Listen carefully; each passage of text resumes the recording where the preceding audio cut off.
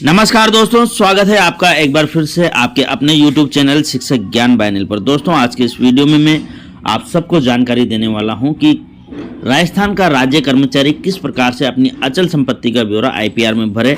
IPR आपको भरना है अपने SSO पोर्टल के माध्यम से। पूरी प्रक्रिया में आपको यहाँ पर सिखाने वाला हूँ। तो दोस्तों, वीडियो में प्रारंभ से लेकर के अंत तक बने रहिएगा। यदि आपने अभी तक हमारे इस चैनल को सब्सक्राइब नहीं किया है तो प्लीज़ इसे सब्सक्राइब अवश्य करें।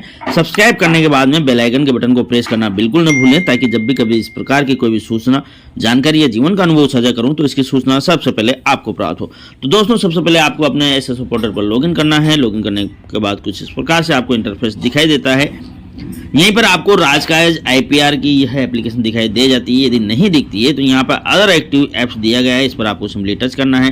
टच करने के बाद क्विक सर्च जो दिया गया है, इस पर आपको लिख लेना है राजकाज, बिना स्पेस के आपको राजकाज लिखना है। जैसे ही आप राजकाज सर्च कर लेते हैं, राजकाज से संबंधित सभी एप्लीकेशंस यहाँ पर आ जाती हैं। यहीं पर देखें, लेफ्ट साइड में राजकाज IPR दिया गया है, इसको आपको सिंपली ओपन करना है। जैसे ही आप इसे ओपन करते हैं तो कुछ इस प्रकार से आपको इसका इंटरफेस दिखाई देता है। यहाँ पर नीचे देखें दोस्तों, पूर्ववर्ती वर्षों में जो भी आपने अचल संपत्ति विवरण भरे हैं वो आपको यहाँ पर देखने को मिलेंगे।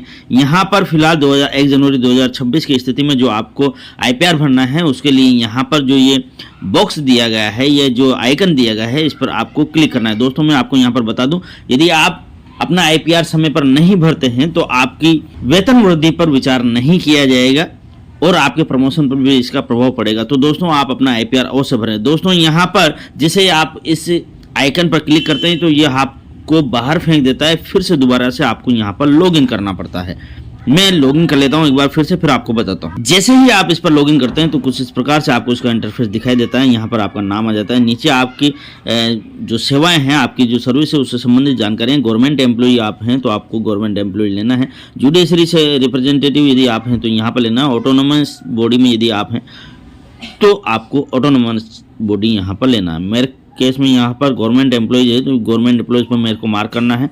नीचे गेट स्टार्टेड पर क्लिक करना है। गेट स्टार्टेड पर क्लिक करते ही देखें दोस्तों, थोड़ी ही देर में यह विंडो यहाँ पर ओपन होती है। यहाँ पर दो जानकारियाँ, पर्सनल इन्फॉर्मेशन और सर्विस डिटेल से संबंधित इन्फॉर्मेशन। पर्सनल इन्फॉर्मेशन आपको पहले कंप्लीट करनी है, उसके बाद में सर्विस डिटेल पर आप पहुँचेंगे। यहाँ पर आपकी SSO ID दी गई है। आपका डाटा है वो कहाँ से आया है, वो यहाँ पर SSO पोर्टल से आया है, तो SSO पोर्टल से ले लिया है मैंने। यहाँ पर ऑप्शन 2 दिए गए हैं, SIPF से भी आप ले सकते हैं और SSO पोर्टल से भी ले सकते हैं। जो भी आपके केस में वो ले लें, दोनों ही केस में सेम होगा आपका, या जिसमें आपके सही है वो आप ले लें। यहाँ पर सब चीज़ें आपको देखने को मिल जाएगी। आपका नाम मिल जाएगा, हिंदी और इंग्लिश दोनों में यहाँ पर है। सभी चीज़ें देख लें, यदि सही है तो बढ़िया है, यदि गलत है तो आप अपने DDO से बोल करके इसको सही करवाएं। यहाँ पर जब आप सभी चीज़ें देख लें कि ये सब सही हैं तो उसके बाद में यहाँ पर नेक्स्ट दिया गया है। नेक्स्ट पर आपको सिंपली टच करना है। नेक्स्ट पर क्लिक करते ही दोस्तों, यहाँ पर आपको सर्विस डिटेल्स दिखाई देगी। यहाँ पर ज्वाइनिंग टाइप आप ले लेना है। यहाँ पर हल्का सा एरो जैसा निशान दिखाई दे रहा है, त्रिभुज जैसा, इस पर आपको क्लिक करना है। ऑप्शंस आपको यहाँ पर दिखाई देने लगेंगे। यहाँ पर रिक्रूटमेंट से मैं आया हूँ तो रिक्रूटमेंट में ले लिया हूँ। यहाँ पर जो भी आपके केस में वो आप ले सकते हैं, मैंने ये ले लिया। प्रमोशन वगैरह से भी आप आए हैं तो वो भी ले सकते हैं। डेजिग्नेशन कैटेगरी में आपको यहाँ पर विकल्प देखने हैं दोस्तों। विकल्प जो भी आपके केस में वो लेना है। सर्विस डेजिग्नेशन, डायरेक्ट डेजिग्नेशन, जो भी आपके केस में वो लिखे, मैं यहाँ पर सर्विस डेजिग्नेशन ले रहा हूँ। यहाँ पर पेरेंट डिपार्टमेंट आपका कौन सा है, तो यहाँ पर जैसे ही आप ये जो त्रिभुज जैसा एरो दिखाई दे रहा है, इस पर आप क्लिक करेंगे तो यहाँ पर देखें दोस्तों, यह विकल्प आपको दिखाई देने लगते हैं। अब इसमें क्या है कि मोबाइल में कुछ इस प्रकार से हल्के से दिखाई देते हैं। आपको जो ये डिपार्टमेंट दिखाई दे रहे हैं, इस पर आपको ऊपर नीचे आप करेंगे तो ये आपको पूरे रन करने लगते हैं। यहीं पर ही स्कूल एजुकेशन डिपार्टमेंट दिया गया है। मैं यहाँ पर स्कूल एजुकेशन डिपार्टमेंट ले रहा हूँ। जितने भी स्कूल से संबंधित कर्मचारी हैं उनके लिए यही होने वाला है, तो मैंने स्कूल एजुकेशन ले लिया है। सर्विस रूल नेम यहाँ पर दिया गया है दोस्तों। इस पर एरो पर जैसे निशान करते हैं, जो भी विकल्प है दोनों तीनों आ गए हैं। यहाँ पर Rajasthan educational state and subordinate service rules हमारे ऊपर लागू होते हैं, तो मैं इसको ले रहा हूँ। इसके बाद में दोस्तों सर्विस क्लासिफिकेशन के लिए आपको क्लिक करना है। वही है, यहाँ पर जो विकल्प आते हैं उनको आपको लेना है। यहाँ पर सबऑर्डिनेट सर्विस आ गया, स्टेट सर्विस आ गया है। आप लेक्चरर हैं तो स्टेट सर्विस में हैं, लेक्चरर और लेक्चरर से ऊपर हैं तो आप स्टेट सर्विस में आएंगे। सेकंड ग्रेड और उससे नीचे वाले जो अध्यापक हैं वो सबऑर्डिनेट सर्विस में आते हैं। मैं यहाँ पर सबऑर्डिनेट सर्विस ले रहा हूँ। अब इस प्रकार से दोस्तों देखें डेजिग्नेशन पर अपन क्लिक करते हैं तो यहाँ पर डेजिग्नेशन ओपन होकर के आ जाती है। यहाँ पर आपको जो लिखा हुआ है डेजिग्नेशन के नाम, इसको आप पकड़ के ऊपर नीचे कर सकते हैं। यहाँ पर बहुत सारे डेजिग्नेशन है, जो भी आपके केस में है आप उसको ले सकते हैं। हमारे केस में टीचर ग्रेड 3 है, मैं यहाँ पर इसको ले रहा हूँ। लेने के बाद में देखें दोस्तों, नीचे एम्प्लॉय टाइप दिया गया है, नॉन गजेटेड स्वतः ही आ गया है, जैसे आपने यहाँ पर सबऑर्डिनेट सर्विस लिया। एम्प्लॉयमेंट टर्म यहाँ पर विकल्प आते हैं, स्वतः उसमें से ले लें। सर्विस ज्वाइनिंग डेट स्वतः ही यहाँ पर आइए, आप इसे चयन भी कर सकते हैं। करंट पोस्टिंग ऑफिस आपका कौन सा है वो आपको यहाँ पर लेना है। लेने के लिए करना क्या है, जो सर्च का चिन्ह दिया गया है इस पर आपको क्लिक करना है। जैसे आप इस पर क्लिक करते हैं तो सर्च करने के लिए यहाँ पर ऑप्शन आ जाता है। पहले डार्क आपको दिखाई देगा, फिर अच्छे से आपको दिखाई देने लगेगा। यहाँ पर गवर्नमेंट दिया गया है, गवर्नमेंट आपको लेना है। यहाँ पर देखें दोस्तों, आपको कौन सी गवर्नमेंट लेनी है, government of India, government of Rajasthan, तो अपना गवर्नमेंट ऑफ राजस्थान मेरे को लेना है, ले लिया है। इसके बाद में दोस्तों यहाँ पर ऑर्गेनाइजेशन पर जाना है। ऑर्गेनाइजेशन पर जाने के बाद में आपको यहाँ पर जो भी आपका ऑर्गेनाइजेशन है, जैसे कि अपने स्कूल डिपार्टमेंट या एजुकेशन डिपार्टमेंट है तो स्कूल एजुकेशन देखते हैं पहले। ये स्कूल एजुकेशन डिपार्टमेंट मैंने लिया है। अब यहाँ पर दोस्तों ऑफिस पर यदि आप जाएंगे तो ऑफिस जैसे कि मैंने यहाँ पर लिखा जामुनिया मेरा स्कूल है, GUPS जामुनिया। तो यहाँ पर आपके सर्च दिया गया है, सर्च पर जैसे आप क्लिक करते हैं तो ये आपका स्कूल आ जाना चाहिए। नहीं आया है कोई बात नहीं, मैं एक बार PO का भी मैं डाल देता हूँ, GSSS। ये लिखने के बाद में सर्च पर क्लिक करते हैं। देखें दोस्तों, यहाँ पर फिर भी सर्च नहीं हुआ है, स्कूल के नाम से भी नहीं हुआ है। कोई बात नहीं, यहाँ पर नॉट फाउंड द लिस्ट, यहाँ पर जो बॉक्स दिया गया है इस पर आपको क्लिक करना है। क्लिक करते देखें दोस्तों, यहाँ पर करंट पोस्टिंग लोकेशन आ जाएगा। यहाँ पर आपको अपने स्कूल का नाम लिख देना है। मैंने यहाँ पर GUPS जामुनिया लिख दिया है, जामुनिया ये लिख दिया है। फिर खैराबाद भी मैं लिख देता हूँ, खैराबाद कोटा, ये मैंने लिख दिया है। लिख करके मैं यहाँ पर सेलेक्ट पर क्लिक करूँगा। सेलेक्ट पर क्लिक करते ही स्वतः ही आ गया है दोस्तों। बेसिक पेमेंट जो भी आपकी है वो आपको यहाँ पर लिखनी है। DDO कोड स्वतः ही आ रहा है दोस्तों, इसको रहने दीजिए। यदि आपको ध्यान है और ये गलत लिखा हुआ है तो आप इसको सही कर लें। यहाँ पर आपको अपनी एम्प्लॉयमेंट ID लिखनी है। डेट ऑफ फर्स्ट ज्वाइनिंग क्या है वो देख लेनी है। डेट ऑफ रिटायरमेंट क्या है वो आपको यहाँ पर देख लेनी है। डॉक्यूमेंट चेकलिस्ट में यदि आपको डॉक्यूमेंट ऐड करना चाहते हैं तो ऐड करें, वरना यहाँ पर सबमिट पर क्लिक करना है। फिलहाल दोस्तों यहाँ पर मेरा सबमिट दिखाई नहीं दे रहा है, तो इसका मतलब ये है कि मैंने यहाँ पर बेसिक पेमेंट नहीं लिखी है, कोई चीज़ छोड़ दी है। रेड मार्क्ड आपको सभी चीज़ें भरनी है। ये मैंने यहाँ पर 52,300 लिख दिया है। नीचे देखें दोस्तों, यहाँ पर सबमिट का विकल्प स्वतः ही आ गया है, तो सबमिट पर क्लिक करना है। सबमिट करते ही आपकी प्रोफाइल सेव हो जाएगी। यहाँ पर दोस्तों कुछ विकल्प दिए गए हैं। व्यू ओल्ड IPR दिया गया है, यहाँ पर आप क्लिक करके आपके पुराने IPR को देख सकते हैं। यहाँ पर एड योर फर्स्ट प्रॉपर्टी, दोस्तों ये एप्लीकेशन नई है तो यहाँ पर एड योर फर्स्ट प्रॉपर्टीज दिया गया है, इस पर आपको क्लिक करके आपका IPR भरना है।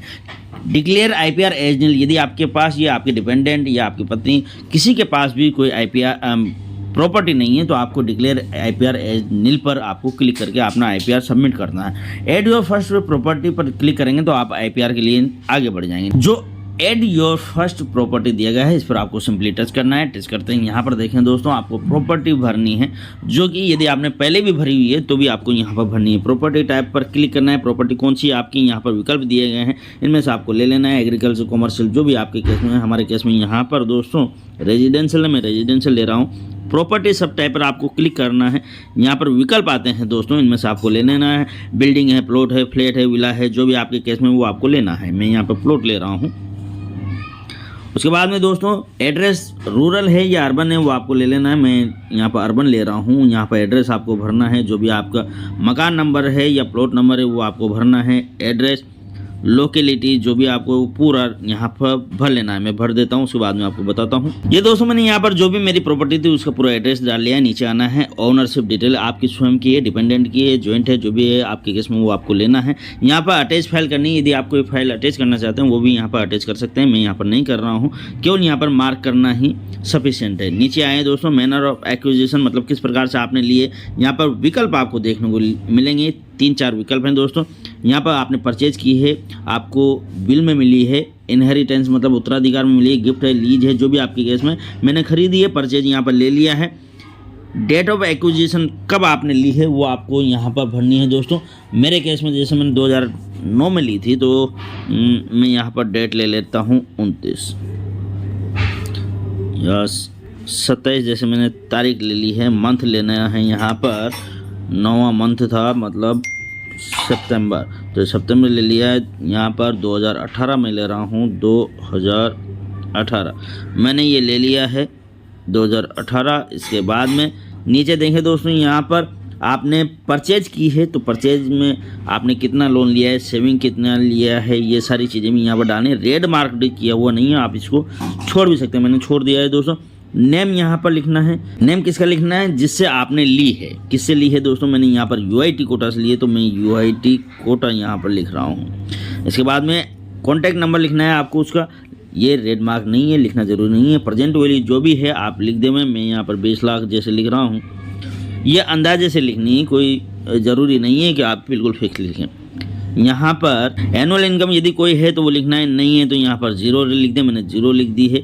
इसके बाद में दोस्तों यहाँ पर कॉन्टैक्ट नंबर, यहाँ सेव का विकल्प नहीं है, मतलब कोई चीज़ अपन ने छोड़ दी है। ये दोस्तों यहाँ पर जो दिया गया है परचेज डिटेल रेड मार्क नहीं है, लेकिन ये इसको भरना जरूरी है। इसको मैंने छोड़ दिया था तो ये सेव नहीं आया था, अब मैंने यहाँ पर भर दिया है। लोन से कितनी राशि मैंने ली थी, सेविंग से कितना यहाँ पर खर्च करा है, वो सब यहाँ से लगभग राशि आपको लिखनी है। उसके बाद में सेव पर क्लिक करना है। तो देखें दोस्तों, सक्सेस प्रॉपर्टी एडेड सक्सेसफुली, यहाँ पर जो आपने प्रॉपर्टी भरी है वो सक्सेसफुली ऐड हो गई है। उसके बाद करना क्या है, यहाँ पे ऐड प्रॉपर्टी दिया गया है। ऐड प्रॉपर्टी मतलब इस प्रॉपर्टी के अलावा भी आपके पास कोई प्रॉपर्टी है तो यहाँ पर ऐड प्रॉपर्टी के माध्यम से आप इसको ऐड कर सकते हैं। और जितनी भी आपकी हैं, 1 2 3 4 5 10 जितनी भी है वो आप ऐड कर सकते हैं। मेरे केस में यहाँ पर एक ही है, इसलिए यहाँ पर टोटल प्रॉपर्टीज एक ही आ रहा है। मैं यहाँ पर ऐड भी नहीं कर रहा हूँ। रेजिडेंशियल है, एक है। यहाँ पर देखें दोस्तों, प्रॉपर्टी डिटेल्स नीचे दी गई है जो कि रेजिडेंशियल है, सेल्फ की है, और सारी जानकारी यहाँ पर दी गई है। अब दोस्तों यहाँ पर यदि आप चाहते हैं कि ये आपने गलत भर दिया तो 3 डॉट्स दी गई है, इस पर आपको क्लिक करना है। अपडेट प्रॉपर्टी, यहाँ से आप अपनी प्रॉपर्टी को अपडेट भी कर सकते हैं और आप चाहें तो इसको डिलीट भी कर सकते हैं। ये करने के बाद में दोस्तों यहाँ पर डिक्लेयर IPR दिया गया है। जब आप सारी अपनी प्रॉपर्टीज़ को यहाँ पर ऐड कर लें तो उसके बाद में डिक्लेयर IPR दिया गया है। डिक्लेयर IPR पर क्लिक करना है। क्लिक करने के बाद में दोस्तों यहाँ पर आना है, सारी जानकारियाँ देखना है। यहाँ पर चेक कर लें जो भी आपने जानकारी भरी है वो सब सही है। यदि ये सब जानकारियाँ सही है तो यहाँ पर चेक बॉक्स पर राइट का निशान करें। इसके बाद में सबमिट पर क्लिक करें। सबमिट पर क्लिक करते एक OTP आपके SSO रजिस्टर्ड मोबाइल पर जाएगा, वो OTP आपको यहाँ पर डालना है। ये मैंने यहाँ पर OTP डाल दिया है। वेरीफाई OTP पर क्लिक करना है। जैसे ही आप इसको करेंगे सबमिट IPR सक्सेसफुली लिखा हुआ आ जाता है। आपका IPR भरा जा चुका है। जो आपने IPR भरा है इसको डाउनलोड करने के लिए ऊपर यहाँ पर प्रॉपर्टी वॉलेट दिया गया है, मतलब आपका प्रॉपर्टी जो वॉलेट है इसमें कौन कौन सी प्रॉपर्टी यहाँ पर दिखाई दे रही है। अब आप इसको डाउनलोड करना चाहते हैं IPR को, तो हिस्ट्री पर जाना है। जैसे हिस्ट्री पर क्लिक करते हैं, रिटर्न फाइल्ड सक्सेसफुली दिया गया है। यहाँ पर देखें दोस्तों, IPR 2025-26 मैंने भर दिया है। यहाँ पर ये पूरी जानकारी इसकी है। यहाँ पर 3 डॉट्स दिया गया है, इस पर आपको क्लिक करना है। डाउनलोड PDF के रूप में आप इसको डाउनलोड कर सकते हैं। ये डाउनलोड सेक्शन में आपके चले जाएगा, वहाँ से आप इसको देख सकते हैं। तो दोस्तों इस प्रकार से आप अपनी प्रोफाइल को अपडेट करते हुए IPR पोर्टल पर अपना IPR भर सकते हैं। आपने पूरा वीडियो देखा दोस्तों, इसके लिए आपका बहुत बहुत धन्यवाद। इसको अधिक से अधिक साथियों तक शेयर कीजिए, और यदि आपको वीडियो अच्छा लगा है, इससे आपको हेल्प मिली है, तो प्लीज़ इसमें लाइक करके एक अच्छा सा कमेंट भी कीजिए। धन्यवाद दोस्तों।